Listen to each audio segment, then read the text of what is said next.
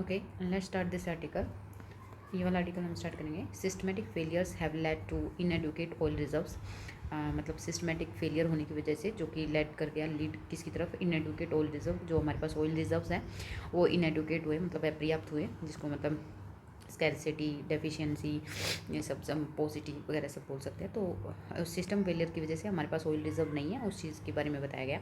So let's start this article. The ongoing war in, सबसे पहले हम इसका ट्रांसलेशन करेंगे, यहाँ इस पैसेज को यहाँ तक ख़त्म करेंगे एंड देन हम इसका जो है पार्सिंग मेथड से ग्रामेटिकली देखेंगे कोई भी वर्ड जो है वो कहाँ है और क्यों है। ओके, द ऑनगोइंग जो वार है, अभी जो वार चला हुआ है, Iran has once again highlighted, Iran ने दोबारा से हाईलाइटेड किया है क्या, द ग्रेव सिस्टमेटिक इनएडुकेसीज, मतलब ऑनगोइंग जो वार है इन ईरान में हैज़ वंस अगेन हाईलाइटेड, इसकी वजह से एक दोबारा हाईलाइटेड हुआ है। क्या हाईलाइटेड हुआ है कि एक ग्रेव सिचुएशन, मतलब एक गंभीर समस्या की अपर्याप्त होने की, किस चीज़ की।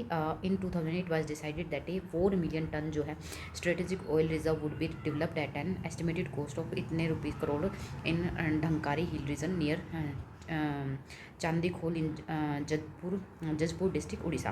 तो ईरान में वॉर हुआ है, उसने दोबारा से हाईलाइट किया है क्या, किस चीज़ का, कि हमारे पास अपर्याप्त है, ग्रेव सिचुएशन जो है कि अपर्याप्त है क्या, कि इन 2018 में जो है डिसाइड किया गया था, जो कि 4 मिलियन जो टन है स्ट्रेटेजिक ऑयल रिजर्व रखा जाएगा, डेवलप किया जाएगा इतना टन का, जिसकी एस्टिमेटेड कॉस्ट जो है वो 8,743 करोड़ रुपए थी। और ये जो रिजर्व बनाने की बात कही थी, ये ढंकारी हिल रीजन में नियर चंदीखोल इन जजपुर डिस्ट्रिक्ट उड़ीसा में खोलने की बात कही थी। और द अर्जेंसी जो है of the project could scarcely be over emphasised, जो इस प्रोजेक्ट की अर्जेंसी थी, मतलब जितना ये इंपॉर्टेंट था, उस प्रोजेक्ट को जो है मतलब हार्डली जो है ओवर एम्फेसाइज किया गया, मतलब उसको इतनी इंपॉर्टेंस नहीं देगी। बीइंग स्ट्रेटेजिक होते हुए, मतलब ये इंपॉर्टेंट था, स्टिल इट हैज़ इम्प्लीकेशंस, मतलब इसकी इम्प्लीकेशंस थी, मतलब इसके रिजल्ट थे क्या, for not just the economy, केवल इकोनॉमी के लिए जस्ट नहीं थे, for also the national defence and security, मतलब नेशनल सिक्योरिटी और डिफेंस इन चीज़ों के लिए भी थे, इकोनॉमी के लिए तो थे, इनके लिए भी थे।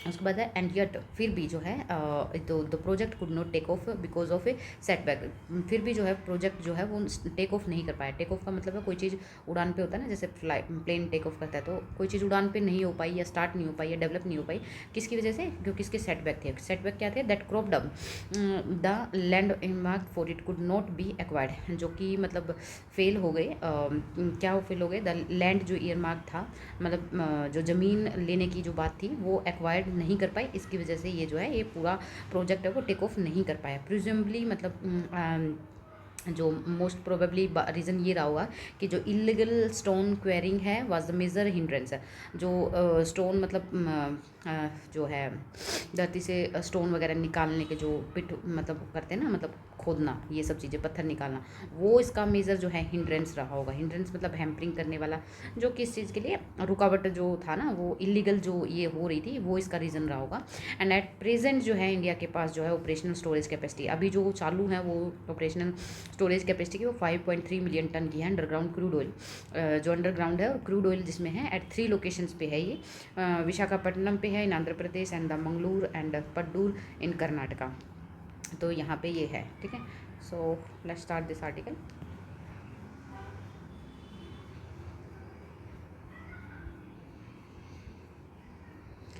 सबसे पहले हम कोई भी सेंटेंस में, सबसे पहले हम हर सेंटेंस में सब्जेक्ट ढूंढेंगे। हर सब्जेक्ट जो है जो नाउन हो सकता है, प्रोनाउन हो सकता है, या फिर जिरेंड हो सकता है। जिरेंड का मतलब है वर्ब जो है वो अपनी आईएनजी फॉर्म में होती है, तो वो जिरेंड होती है। वैसे तो वर्ब जो है अगर आईएनजी फॉर्म में, तो उसके 3 केसेस हो सकते हैं, या तो वो जिरेंड हो सकता है, या फिर वो मेन वर्ब भी हो सकता है, और या फिर वो पार्टिसिपल हो सकता है। तो किस चीज़ में क्या होता है मैं बताती हूँ आपको। जिरेंड होगा, जस्ट वेट, जिरेंड होगा तो एज ए सब्जेक्ट या फिर ऑब्जेक्ट होगा, ठीक है, सब्जेक्ट या फिर ऑब्जेक्ट होगा, वो नाउ किसी उस चीज़ के लिए वो सब्जेक्ट का काम कर रहा होगा या ऑब्जेक्ट का। मेन वर्ब होगा तो वर्ब की आईएनजी फॉर्म होगी, तो उसके पहले हेल्पिंग वर्ब भी होगी, बी फैमिली की हेल्पिंग वर्ब भी होगी, तो वो चीज़ होनी मस्ट है, ठीक है। पार्टिसिपल होगा तो जो नाउन उसके साथ है उसकी क्वालिटी को बता रहा होगा, मतलब एज ए एडजेक्टिव का काम कर रहा होगा, तब हम पार्टिसिपल यूज़ करते हो। पार्टिसिपल एडजेक्टिव का काम कर रहा हो, उस नाउन की क्वालिटी बता रहा होगा, तो वो 2 केस में 2 तरीके से बता सकता है, प्रेजेंट पार्टिसिपल और पास्ट पार्टिसिपल। प्रेजेंट पार्टिसिपल का मतलब है कोई चीज़ जो है, जो उसके पास का नाउन है वो डूअर हो, ठीक है, तब ये हो सकता है, और ये जो है वो करने वाली सेंस में हो कि ये काम हो रहा है, लाइक दैट। और पार्टिसिपल तब होगा तो यहाँ पे वर्ब की आईएनजी फॉर्म आएगी और यहाँ पे वर्ब की थर्ड फॉर्म आएगी। तो यहाँ तब होगा जब जो नाउन है वो रिसीवर हो और काम हो चुका हो, तब हम पास्ट पार्टिसिपल यूज़ करते हैं। सो बेसिकली सब्जेक्ट ढूंढेंगे सबसे पहले हम सेंटेंस में, जो नाउन हो सकता है, प्रोनाउन हो सकता है या जिनेंड हो सकती है। दूसरा हम हर सब्जेक्ट को उसकी वर्ब देंगे। वर्ब अपना ऑब्जेक्ट ले भी सकती है और नहीं भी ले सकती। और ऑब्जेक्ट का जो वर्ब अपने ऑब्जेक्ट जो लेगी उसका वट या वूम से रिप्लाई देगी, वट या वूम से रिप्लाई वो देगी, ठीक है, तो वो उसका ऑब्जेक्ट होगा। थर्ड है कोई भी जो सेंटेंस में हमें प्रीपोजिशन मिल जाएंगे उसको सबसे पहले ऑब्जेक्ट देंगे, मतलब सेंटेंस का सब्जेक्ट होगा उसकी वर्ब देंगे और बीच में कहीं प्रीपोजिशन मिलती है तो उसको ऑब्जेक्ट देंगे, ठीक है। So let's start this article. The ongoing war in Iran has once again highlighted the grave systematic inadequacies. तो द ऑनगोइंग वार, यहाँ पे सबसे पहले हम देखेंगे कि हमारा सब्जेक्ट ढूंढना है। सब्जेक्ट मतलब नाउन, तो वार हमारा यहाँ पे नाउन है, ठीक है। वार क्या हमारा नाउन, क्योंकि झगड़ा इसमें यही नाउन है और आर्टिकल लगा हुआ है इससे पहले, तो ऑब्वियसली यही हमारा नाउन हो जाएगा। और नाउन जो सबसे पहले, जिसके पहले कोई प्रीपोजिशन नहीं है, कोई वर्ब नहीं है, तो अपने आप में यही नाउन हमारा क्या हो जाएगा, सब्जेक्ट हो जाएगा। बट ये ऑनगोइंग क्या है, इसके एडजेक्टिव बता रहा है, मतलब इसकी क्वालिटी बता रहा है। ऐसा वार जो ऑनगोइंग है, कोई दूसरा वार नहीं है, कोई कहीं और का नहीं, जो अभी ऑनगोइंग है वो वाले वार की बात कर रही है। तो ये एक तरह से पार्टिसिपल का काम कर रहा है, ये उस वॉर की क्वालिटी बता रहा है कि कौन सा वाला वार और जो ऑनगोइंग है, तो इसीलिए ये प्रेजेंट पार्टिसिपल है, ठीक है। तो ये ऑनगोइंग वार है। फिर उसके बाद हमें प्रीपोजिशन मिल गई, सब्जेक्ट को हमें वर्ब देना था, तो उससे पहले हमें प्रीपोजिशन मिल गई। जैसे मैंने रूल 3 में बोला था, प्रीपोजिशन मिलते पहले ऑब्जेक्ट देंगे। प्रीपोजिशन मिल गई तो इसको ऑब्जेक्ट दे दिया ईरान। बट अब आगे हैज़ वंस अगेन हाईलाइटेड, तो हमें वर्ब मिल गई, ये हेल्पिंग वर्ब हो गई और ये हाईलाइटेड इसकी मेन वर्ब हो गई। तो ये वंस अगेन अपने आप में ये एडवर्ब है और हैज़ हाईलाइटेड ये कर चुकी है, ठीक है। तो हैज़ हाईलाइटेड ये हैव फैमिली की वर्ब है और दूसरा हमारा वर्ब मेन वर्ब है। तो मेन वर्ब क्या हो जाएगी, हैव फैमिली हमेशा वर्ब की थर्ड फॉर्म फॉलो करते हैं, तो हाईलाइटेड वट, तो वट का रिप्लाई दे रहा है द ग्रेव सिस्टमेटिक इनएडिक्वेसी। ये जो इनएडिक्वेसीज है ये अपने आप में हाईलाइटेड का वर्ब का क्या है, ऑब्जेक्ट है। तो ये हाईलाइटेड इनएडिक्वेसीज इसका वो हो गया और ये सिस्टमेटिक, ग्रेव सिस्टमेटिक, ये सब चीज़ के एडजेक्टिव के रूप में काम करेंगे। नेक्स्ट है इन 2018, ये अपने आप में क्या है, प्रीपोजिशनल फ्रेज है इन 2018 और पास्ट की भी बात होता है। इसका मतलब आगे का सेंटेंस पूरा पास्ट में फॉलो होगा। इट वाज डिसाइडेड दैट, अभी कंजक्शन का काम दैट आ गया, कंजक्शन है, बट इससे पहले हमें सब्जेक्ट मिला है, नाउन मिला है, प्रोनाउन मिला है।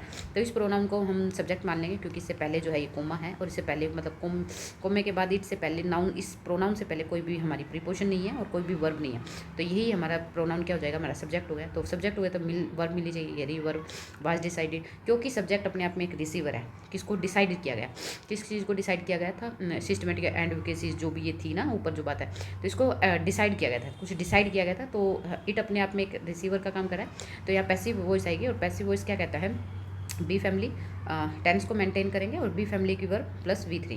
तो टेंस क्या है, मैंने जैसे बोला 2018 पास्ट की बात बोल रखा है, आज 2026 है, तो फिर इसी वजह से क्या बोलेंगे कि वाज, इसके पास्ट क्या हो जाएगा, बी फैमिली का वाज, क्योंकि इट है तो सिंगुलर वाज और वर्ब की थर्ड फॉर्म डिसाइडेड, ठीक है। तो ये अपने आप में सब्जेक्ट हो गया, वर्ब हो गया, तो अपने आप में ये क्लोज कंप्लीट हो गया। दैट लगा के कंजक्शन है। अब उसके बाद नया सब्जेक्ट हमें मिलेगा, A4 million ton strategic oil reserve.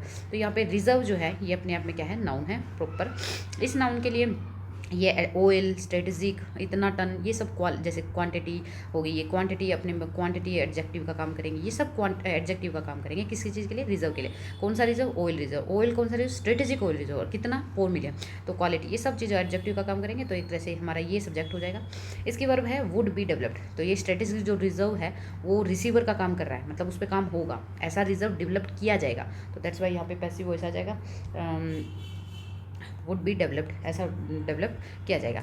उसके बाद है नेक्स्ट है एट, तो वर्ब हो गई, सब्जेक्ट हो गया, वर्ब हो गया। एट हमें प्रीपोजिशन मिल गई, N estimated cost, developed what, तो वट का रिप्लाई दे रहा है, डेवलप्ड एट वन, तो वट का रिप्लाई नहीं दे रहा है ये, पर प्रीपोजिशन है तो इसको हम ऑब्जेक्ट दे देंगे। N estimated cost of preposition है इसकी, इसको मैं बताऊंगी अभी ये कॉस्ट एस्टिमेटेड क्यों आया है, ये क्या है, बट एट प्रीपोजिशन है उसका ऑब्जेक्ट हो गया ये।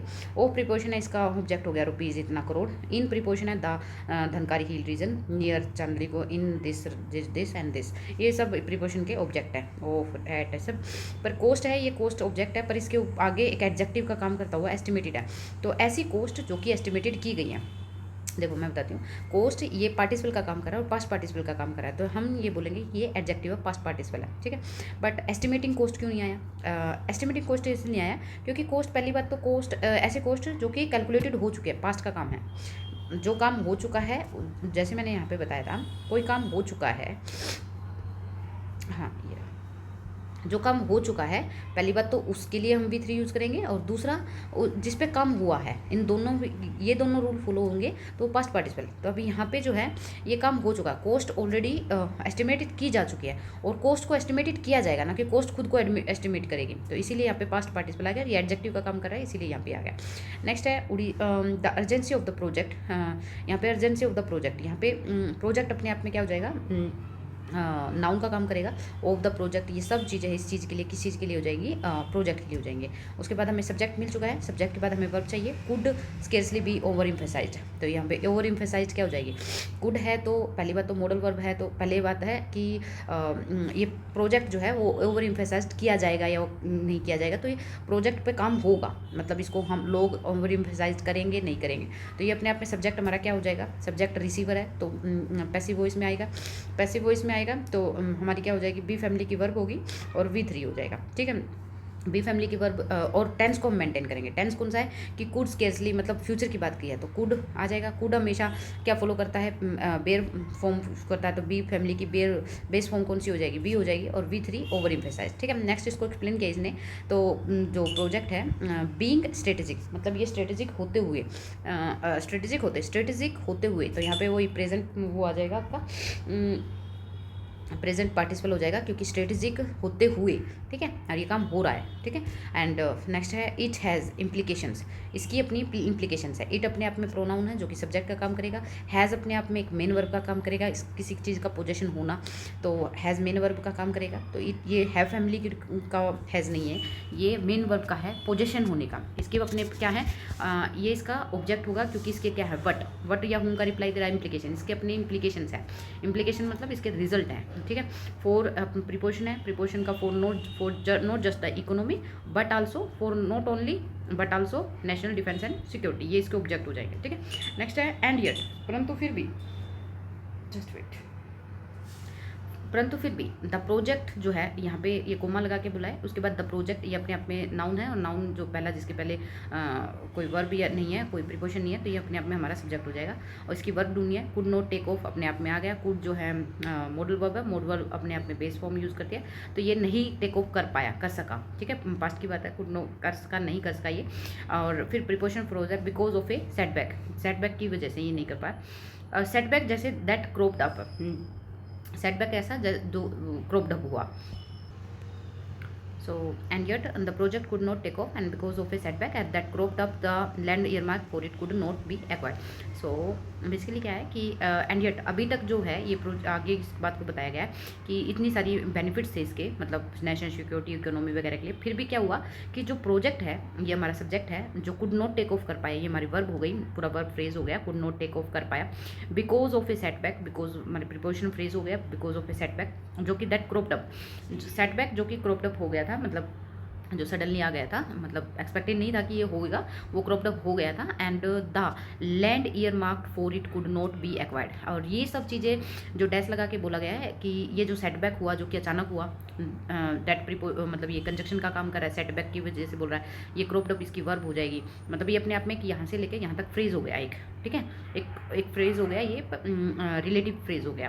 ठीक है, दैट क्रॉप्ड अप, दैट जो है सेटबैक के बारे में बता रहा है, और सेटबैक के बारे में बता रहा है क्योंकि यहाँ पे डैश लगा, जो ऐसा सेटबैक जो अचानक से हुआ, जो एंटिसिपेटेड नहीं था, और द लैंड जो है ईयरमार्क की गई थी for it could not be acquired. The land, यहाँ पे अपने आप में ये नेक्स्ट क्लोज स्टार्ट हो जाएगा, जो कि जो है क्लोज होगा, ना कि फ्रेज होगा, जो सब्जेक्ट का काम करेगा। ईयर मार्क किया गया था, लैंड जो है ये वर्ब हो गई, ईयर मार्क किया गया था, मतलब सॉरी वर्ब नहीं है ये इस चीज़ के बारे में बताया है कि लैंड जो कि ईयर मार्क की गई थी, ये पार्टिसिपल, पास्ट पार्टिसिपल का जो लैंड जो है इस ईयर मार्क की गई थी। ईयर मार्क मीन समथिंग जो कि पर्टिकुलर इसी चीज़ के लिए रखी गई थी और किसी दूसरे काम के लिए यूज़ नहीं कर सकते थे। तो जो लैंड ईयर मार्क की गई थी, मतलब लैंड पे काम किया गया था, इसलिए ये रिसीवर हो गया। तो इसलिए यहाँ पे वो लैंड, स्पेसिफिक लैंड जो है के बारे में बताया गया, for it could not be acquired. और यहाँ पे फॉर के लिए जो है ये हमारा ऑब्जेक्ट इट हो जाएगा, और इट कुड नॉट भी जो है एक्वायर्ड, ये एक्वायर्ड नहीं किया, जो कि एक्वायर्ड नहीं किया गया। तो ये लैंड जो है वो एक्वायर्ड नहीं की, दैट्स वाई यहाँ पे ये हमारा क्या हो जाएगा, इसका ऑब्जेक्ट हो जाएगा। बी नहीं, कुड नॉट बी एक्वायर्ड इसकी वर्ब हो जाएगी।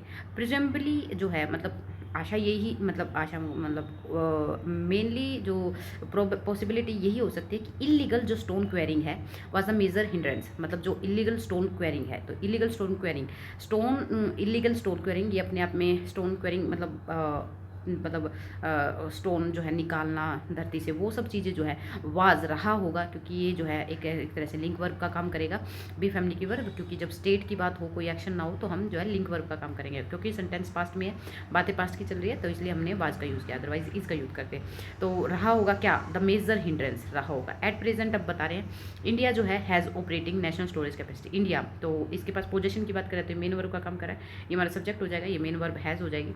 Has what operational storage capacity, ये इसका ऑब्जेक्ट हो जाएगा वर्ब का। हैज़ क्या है, कैपेसिटी है ऑफ किसकी, of 5.3 million underground crude oil eight 3 locations, Visakhapatnam, Andhra Pradesh, in this and this. Okay, that's all about this article.